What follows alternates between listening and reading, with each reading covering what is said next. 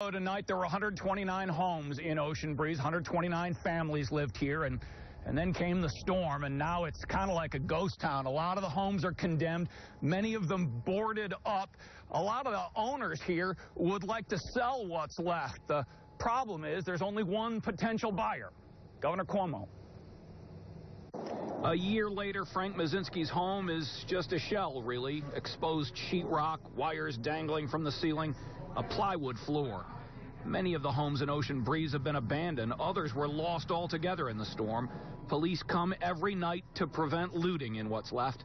Amid all the uncertainty caused by Sandy and its aftermath, one thing is clear. Could you sell this place? No, absolutely not. Who's going to come? Yeah, who would buy it? The neighborhood they call a bowl has flooded 3 years in a row. We can't go through that. Yeah. Nobody should have to go through that ever again. Hi, everyone. How are we doing? Congressman Michael Grimm came to Mazinski's home tonight to meet some of the people who live or lived here, who are all hoping the state will buy their homes before things get worse. People are going to walk away, and then we have a bigger problem. We have foreclosures all over the place. No one claims the property.